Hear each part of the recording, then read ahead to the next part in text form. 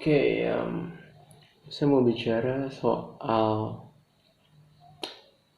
having dan being. Jadi,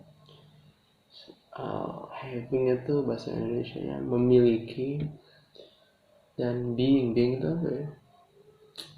Menjadi. Mungkin itu kata-kata menjadi.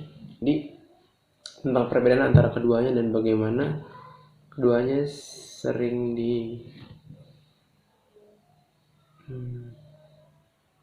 dipertukarkan dengan tidak tepat gitu.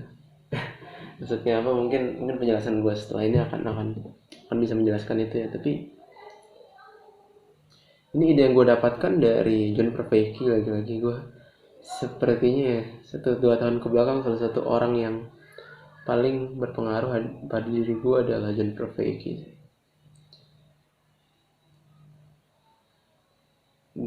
Gue taunya dari serial YouTube-nya yang Meaning Crisis itu. Dia bicara soal bagaimana di barat terjadi, termasuk gua rasa di Indonesia juga terjadi meaning crisis gitu, ketika orang-orang merasa hidupnya ini kok tidak bermakna ya.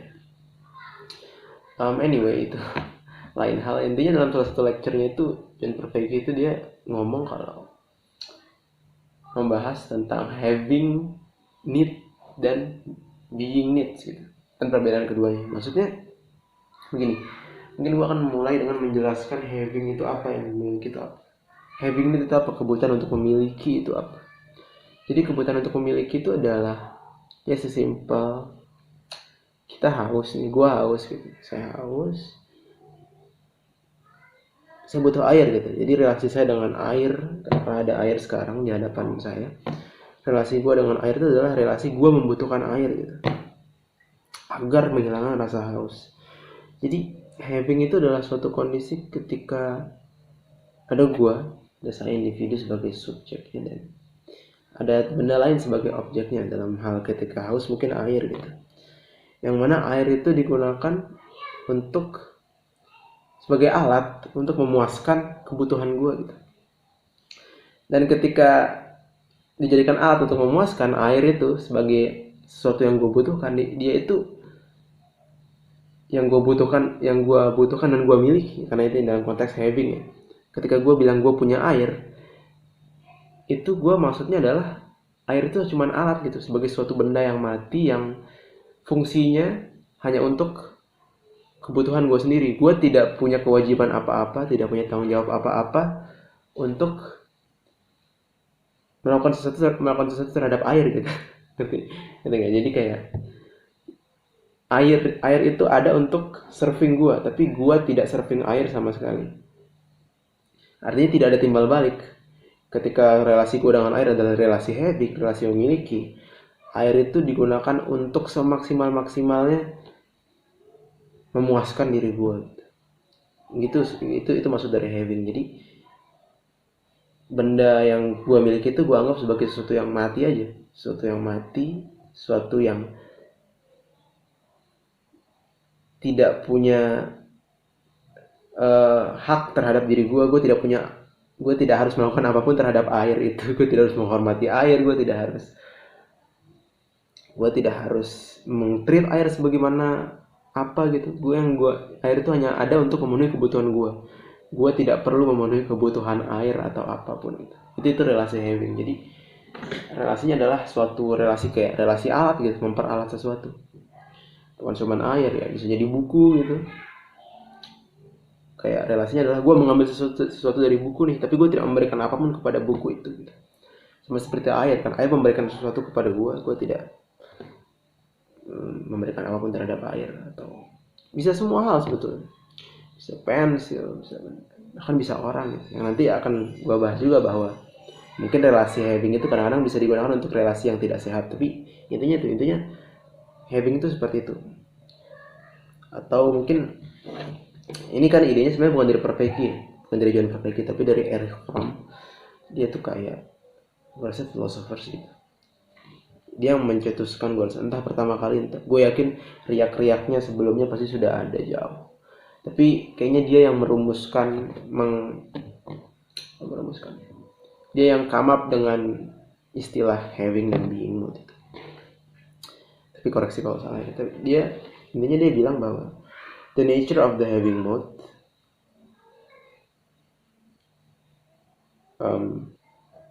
mungkin gue skip langsung aja ya. Jadi dia bilang in this mode of existence, maksudnya dalam having mode ini, dalam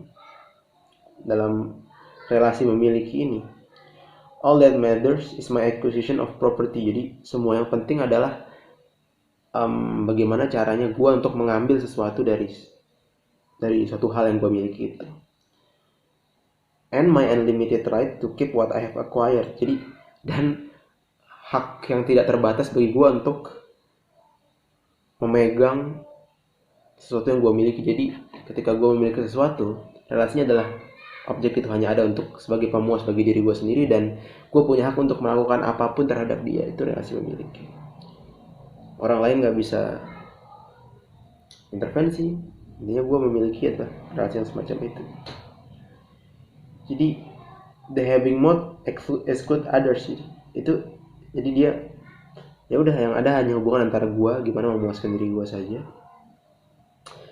Dan yang terakhir mungkin yang penting adalah dia bilang bahwa it transforms everybody and everything into something that and subject into another's power. Jadi dia dalam having mode itu dia melihat objek yang dimiliki itu sebagai sesuatu yang dead, yang mati, yang melihat dia sebagai suatu subjek untuk kekuasaan gua aja, mutlak. Itu having mode. Dan kita tentu mengenal ini ya jelas lah, gue punya buku, gue bisa ngapa-ngapain tentang buku gue sesuka gue gitu, karena gue yang punya gitu. Konsep-konsep liberal gue rasa semacam itu kan, kayak kita punya sesuatu, ya udah kita bebas melakukan apapun terhadap sesuatu itu, kayak tubuh kita bahkan, meskipun lagi-lagi ya nanti yang kemudian jadi pertanyaan adalah apakah relasi yang baik adalah relasi having, apakah relasi having itu relasi yang baik untuk dimiliki terhadap tubuh, mungkin terhadap orang lain, apakah relasi having itu relasi yang tepat? Itu pertanyaannya kan. Tapi kita sangat akrab dengan konsep ini tentu, kayak kalau gue punya tolak angin ini, terserah gue mau apain, mau gue lempar di lantai, mau gue bakar, ya kalau itu punya gue ya bebas gitu. Itu kita sangat memahami relasi ini, gue rasa, dalam kehidupan sosial gitu, kayak privasi orang jangan diganggu gitu. Jadi itu adalah having mode gitu, ketika sesuatu ya alat pemuas saja. Tapi kemudian apa itu being mode gitu kan? Karena kita bicara soal tadi having, sekarang being itu apa sih? Bentar, gue haus, gue mau minum dulu, pause dulu lah. Jadi saya akan memiliki air sekarang. Oke. Lama-lama latih videonya. Tapi nggak apa-apa, lanjut ke being mode ya. Being itu apa sih? Being itu mungkin gue akan mengutip Erich Fromm lagi. Gue kutip aja, dia bilang its fundamental karakteristik fundamental dari being mode ini adalah is that of being aktif. Jadi karakteristiknya adalah dengan menjadi aktif gitu. Maksudnya apa aktif itu? Menurut Erich Fromm ini adalah give expression to one's faculties, talents, to the wealth of human gifts. Jadi kita mengekspresikan talenta yang kita miliki, potensi yang kita miliki, kemampuan yang kita miliki. Give, hadiah, apa ya kita dapat, ya pemberian yang ada secara intrinsik dalam diri kita, potensi-potensi seperti kemampuan untuk berbicara, kemampuan untuk berpikir, kemampuan untuk diam, menahan diri dari hal-hal buruk, kemampuan untuk berkarya secara kreatif. Itu kan potensi dalam diri kita yang dimiliki semua orang, dan being adalah ketika kita memanfaatkan potensi itu. Jadi being itu bukan proses yang tadi kan, kalau having itu kayak ada benda, ya udah gue bebas mau ngapain benda itu. Tapi being itu lebih kepada bagaimana gue memanfaatkan apa yang ada dalam diri gue ini. Itu potensi tadi, pikiran, nafsu mungkin, kemudian juga daya kreatif. Bagaimana gue bisa secara aktif mengeluarkan sisi-sisi itu, mengekspresikannya gitu, dalam berbagai hal tentu. Jadi bukan perkara memiliki sesuatu dan memperalat sesuatu, tapi perkara mengeluarkan, mengekspresikan potensi diri gitu. Itu being gitu. Dan it means to renew oneself. Jadi being itu adalah ya memperbarui diri kita untuk to grow, untuk tumbuh, untuk to flow out, jadi untuk mengalir, untuk tumbuh, untuk, dan ini yang menarik sih, to transcend the prison of one's isolated ego. Jadi untuk lepas dari diri kita sendiri, untuk lepas dari penjara yang bernama diri kita sendiri. Itu nanti mungkin akan gue jelaskan lebih jauh.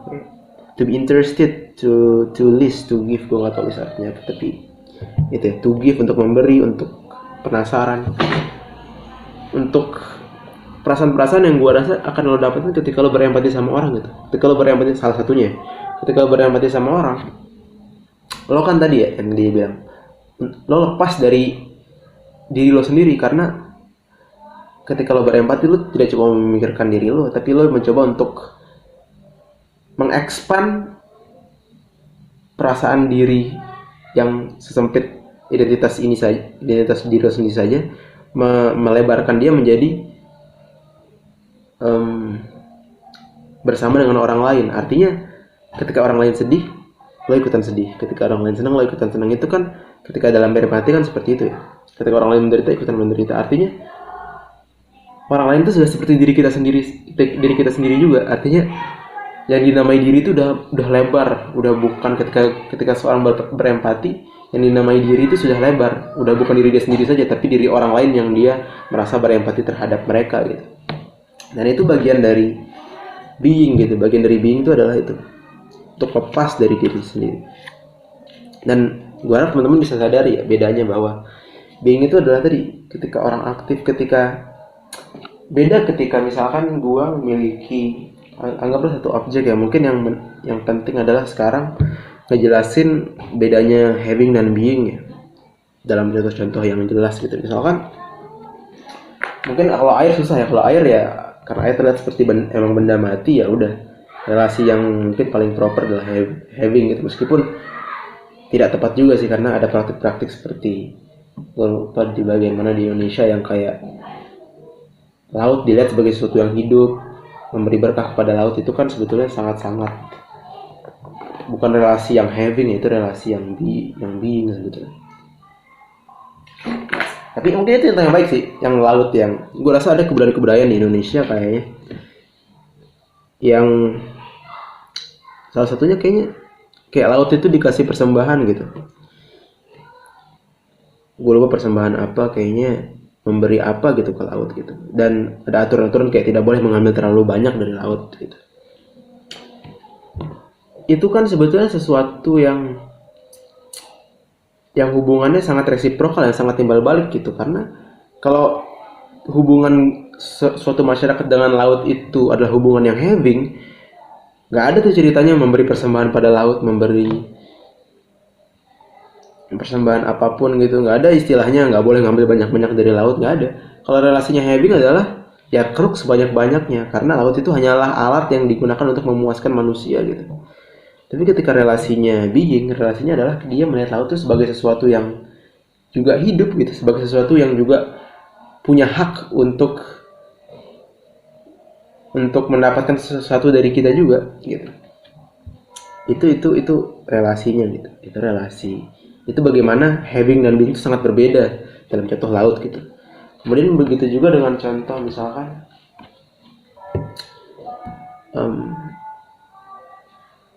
hubungan dengan orang lain gitu. Ketika lo melihat orang lain hanya sebagai having, dalam kerangka having mode aja, orang lain itu cuma sebagai sesuatu yang pemuas aja, katakanlah pacar gitu atau pasangan. Ketika orang melihat pasangannya dalam mode having mode aja, 100% having mode, yang terjadi adalah dia cuma melihat pasangannya sebagai ya pemuas dirinya aja, pemuas seks, pemuas dahaga kesendiriannya gitu. Artinya pas dia tidak peduli terhadap well-being pasangannya sama sekali. Ketika relasinya hanya having mode, yang dia peduli cuma gimana caranya supaya pasangan, katakanlah gue punya pasangan dan relasi gue terhadap dia cuma having mode ya.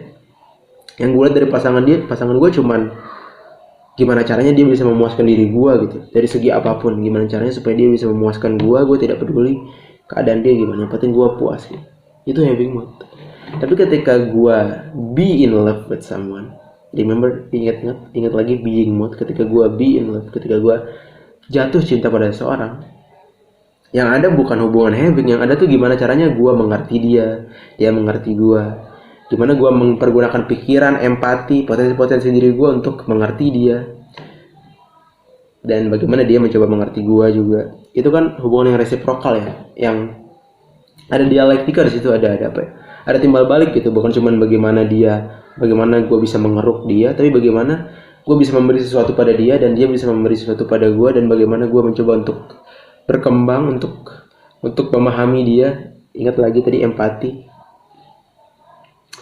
dan bagaimana dia memahami gue kan. Itu bentuk being kan dalam hal percintaan gitu. Lagi-lagi gue harap lo bisa paham bedanya kan, kayak antara having dan being dalam konteks tadi percintaan. Dan mungkin itu ya, gue harap lo bisa sadar kayak dalam bukunya juga Erich Fromm tuh menariknya adalah dia ngasih contoh dua puisi tentang orang yang melihat bunga yang indah gitu. Ini klasik sebetulnya. Di puisi pertama, gue tidak akan membacakan puisinya karena gue nggak nyatet. Cuman intinya di puisi pertama, sang narator itu melihat bunga sebagai, dia memetik bunga, kemudian dia bilang kayak, oh saya ingin melihat dunia dari bunga ini gitu. Itu puisi pertama. Tapi puisi kedua, Erich Fromm tuh mencontohkan puisi kedua. Dalam puisi kedua itu, orang itu tidak memetik bunga, orang itu simply melihat bunga dan mengaguminya. Dan di situ Erich Fromm mengkontraskan dua itu sebagai suatu bentuk yang having. Yang pertama tuh having karena dia memetik bunga dan dia mencoba untuk mengekstrak pengetahuan dari bunga itu. Sementara bentuk kedua, ketika orang tuh merasa kagum dengan bunga dan berusaha ingin memahami bunga, di situ Erich Fromm bilang kalau oh ini being mood nih, ketika relasinya adalah bukan untuk mengambil tapi untuk mencoba memahami sesuatu, mencoba untuk menjadi sesuatu, mencoba untuk melebarkan ego seseorang menjadi lebih besar daripada diri dia sendiri gitu. Tapi juga memasukkan makhluk-makhluk lain di dalam konsep diri dia gitu. Itu being mode gitu. Itu salah satunya. Dan lebih kompleks dari itu sih, kayak kita sangat akrab sebetulnya dengan being, dengan menjadi itu. Kayak menjadi dewasa itu kan bukan soal memiliki apapun ya. Menjadi dewasa itu bukan soal punya uang berapa juta, nggak bisa dikuantifikasi. Menjadi dewasa itu bukan soal apakah gue sudah punya pacar. Menjadi dewasa itu bukan soal memiliki pekerjaan atau tidak. Menjadi dewasa itu kan lebih kompleks dari itu ya. Menjadi dewasa itu kan adalah soal gimana gimana untuk bisa jadi bijaksana. Lagi-lagi menjadi ya, gimana caranya untuk memanfaatkan potensi kita yang punya akal, yang punya hati ini, sehingga bisa berelasi secara tepat dengan sesuatu. Itu kan arti dari menjadi dewasa sebetulnya. Sesuatu yang sangat melibatkan keaktifan kita gitu untuk memanfaatkan potensi kita, bukan sesuatu yang sifatnya memiliki. Menjadi dewasa kan bukan soal memiliki teman berapa, bukan soal memiliki pekerjaan.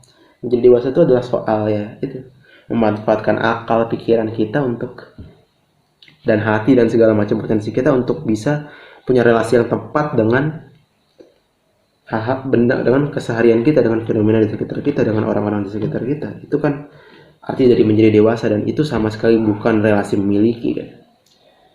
Dan jadi itu sih karena lo bisa paham ya kontrasnya antara dua itu. Dan gue rasa hikmahnya dari pengetahuan ini adalah bahwa pertama, hidup itu tidak hanya memiliki. Mungkin itu poin yang penting, karena nggak tahu ya, tapi gue merasanya gitu. Dan itu kritik dari Erich Fromm juga. Kritik dia adalah bahwa nilai-nilai yang dibentuk sekarang ini adalah nilai-nilai yang berdasarkan having mood, sama sekali tidak memedulikan being mood. Semuanya itu cuma dilihat sebagai gimana caranya supaya manusia itu gimana caranya supaya kita mendapat untung sebanyak-banyaknya, gimana caranya supaya kita bisa ya. Bahkan dalam soal asmara, kayak gue pernah nanya teman gue katanya sayang sama dia, nggak bisa move on sih, dia sayang sama mantannya katanya. Terus gue tanya kayak, Menurut lo sayang tuh apa sih? Dan dia exactly bilang kayak sayang itu adalah ketika orang itu bisa memberi gue rasa tenang, rasa ini. Ketika gue selalu pingin dia ada dekat gue, itu sebenarnya sesuatu yang sangat heavy mood kan. Itu sesuatu ketika dia nggak bicara sama sekali soal apa yang bisa dia berikan pada si perempuan. Temen gue itu cuma bicara soal apa yang perempuan bisa kasih ke dia. Dan itu sangat tipikal heavy mood kan. Jadi banyak sekali relasi kita tuh yang kita anggap sebagai sumber kebahagiaan itu adalah memiliki gitu. Gue pingin punya ini, punya itu, punya ini, punya itu gitu. Tapi yang harus kita ingat juga adalah kebutuhan kita tuh bukan cuma memiliki. Kebutuhan kita itu juga adalah untuk menjadi gitu. Menjadi dewasa, menjadi bijaksana, menjadi pintar, menjadi kreatif, menjadi pasangan yang lebih baik gitu. Menjadi orang yang bisa mencintai dengan lebih baik, itu kan kebutuhan juga sebetulnya yang jarang sekali dibahas, yang jarang sekali dibahas karena memang tidak mudah untuk mendeskripsikannya, itu pertama gitu. Karena tadi lebih gampang, oh gue punya ini, gue punya itu sesuatu yang lebih gampang kita pikirkan, sesuatu yang lebih gampang untuk kita tunjukkan ke orang lain. Tapi tadi sebenarnya ada kebutuhan yang kita overlook, yang kita lupa, kebutuhan untuk menjadi gitu. Bahwa kita butuh juga untuk menjadi dewasa, dan bahwa kebutuhan untuk menjadi itu sama sekali bukan soal memiliki apa gitu, tapi soal memanfaatkan potensi-potensi dalam diri kita secara aktif gitu. Itu dan itu jarang dibicarakan. Karena tadi di mana-mana sekarang ini seringkali yang dilihat sebagai variabel kebahagiaan itu, variabel kesejahteraan adalah memiliki ini, memiliki itu gitu. Padahal kebutuhan bukan soal memiliki saja, kebutuhan adalah soal menjadi. Dan tadi kritik dari Eric Fromm adalah bahwa society sekarang, masyarakat sekarang tidak cukup mengadres itu. Semuanya hanya bicara soal memiliki. Dan akhirnya ada yang kedua, mungkin hikmah yang kedua adalah bahwa ada ilusi memiliki gitu. Pada saat kita seharusnya menjadi, kayak yang tadi gue bilang ya, seharusnya kita bisa ketika dalam hubungan berpasangan gitu, seharusnya yang terjadi adalah kita seharusnya mencintai gitu, saling mencintai. Tapi yang terjadi adalah hubungan memiliki, justru ketika kita cuma melihat gimana sih caranya pasangan gue nih bisa dibikin semaksimal mungkin untuk membuat gue bahagia gitu. Sehingga hasilnya adalah apa? Hasilnya adalah pasangan dilihat sebagai sesuatu yang mati pada dasarnya, sesuatu yang tidak hidup. Akhirnya apa? Akhirnya hubungannya tidak nggak ada empati dalam hubungan itu, nggak ada cinta dalam hubungan itu. Yang ada cuma gimana caranya mengeruk sebanyak-banyaknya, dan gue rasa itu bukan hubungan yang sehat. Ujung-ujungnya itu akan jadi hubungan eksploitatif gitu. Dan itu juga dan sangat mudah terjebak. Gue juga terjebak dalam hal seperti itu sebetulnya, dalam pertemanan, dalam soal hubungan berpasangan. Gue juga terjebak dalam hal itu sebetulnya, ketika relasinya eksploitatif saja. Sama kayak menjadi dewasa gitu, padahal harusnya yang dibutuhkan adalah menjadi dewasa. Tapi karena yang otak kita cuma terbelenggu dalam heavy mood, yang terjadi adalah orang bukan berusaha untuk menjadi lebih pintar, bukan berusaha untuk menjadi lebih bijaksana, bukan berusaha untuk lebih sering belajar, lebih sering membaca situasi. Yang terjadi adalah karena di pikirannya cuma heavy mood, menjadi dewasa itu ditranslasi menjadi gimana caranya supaya gue punya lebih banyak teman, gimana caranya supaya gue punya lebih banyak buku untuk dibaca, gimana caranya supaya gue punya lebih banyak pengetahuan. Jadi relasinya tuh benar-benar cuman punya gitu, cuman gimana caranya supaya gue bisa memiliki gitu, bukan sesuatu yang aktif gitu. Padahal tadi hal seperti menjadi dewasa itu bukan soal punya banyak buku yang dibaca, bahkan bukan soal punya banyak pengetahuan. Gue bukan berargumen seperti itu, tapi lebih ke bagaimana gue bisa memanfaatkan potensi gue. Tadi potensi akal, hati, pikiran, untuk bisa berelasi dengan lebih baik dengan hal-hal di sekitar gue. Dan itu bukan sesuatu yang relasinya memiliki kan, itu sesuatu yang menjadi gitu, sesuatu yang membuat diri lo berubah gitu, tumbuh berubah. Bukan soal punya banyak buku atau punya banyak pengetahuan bahkan, karena punya pengetahuan tidak menjamin perubahan diri kan, sebetulnya tidak menjamin. Membantu bisa gitu, gua rasa punya pengetahuan akan jauh lebih penting, akan jauh lebih bermanfaat daripada punya lebih banyak harta gitu. Tapi tadi persoalannya bukan memiliki dalam hal seperti menjadi dewasa, persoalannya adalah gimana caranya berkembang gitu, dan itu jauh lebih intricate, jauh lebih esensial, jauh lebih penting, jauh lebih kompleks daripada sekedar punya sesuatu gitu. Dan tadi penting bagi kita untuk bisa membedakan dua hal itu gitu, penting. Jadi itu sih, mungkin itu sih yang gue mau share, kayak ada dua kebutuhan sebetulnya dalam diri kita, kebutuhan untuk menjadi dan kebutuhan untuk memiliki, dan penting untuk mempersu dua-duanya. Kayak tentu ada hal yang harus gue miliki, kayak air atau duit 100.000 untuk makan hari ini kan, itu harus gue miliki. Tapi tadi ada relasi-relasi yang sebenarnya lebih tepat kita gunakan, itu bukan relasi memiliki, tapi relasi being, relasi untuk menjadi gitu. Dan misalnya pasangan kita gitu, bukan memiliki pasangan kita, tapi untuk tadi justru menjadi pasangan yang baik. Atau dalam hal dewasa gitu, kita menjadi dewasa bukan untuk memiliki berapa banyak teman atau memiliki berapa banyak pengetahuan. Dewasa bukan soal memiliki sesuatu gitu. Dan itu sih, jadi itu kayak yang penting ingat aja sih bahwa hidup ini bukan soal punya sesuatu, tapi juga soal untuk mengembangkan diri, dan itu juga bagian dari kebutuhan kita. Dan ketika kita tidak mengeksersis kebutuhan untuk menjadi itu, hasilnya adalah ya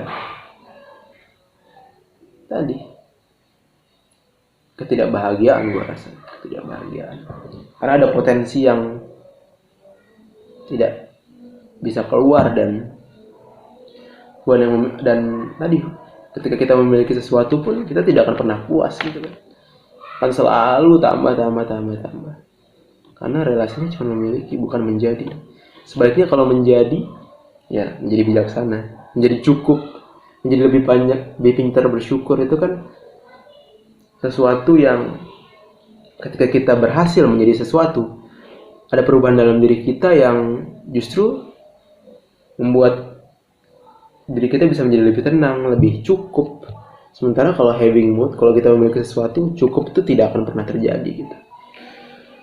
Banyak lah yang bisa kita sisi yang kita bisa bahas soal bagaimana memiliki tidak bisa menghasilkan kecukupan gitu. Kita bisa bahas dari segi neurologinya, gimana sistem dopamin itu sebetulnya tidak akan pernah bisa menghasilkan kecukupan.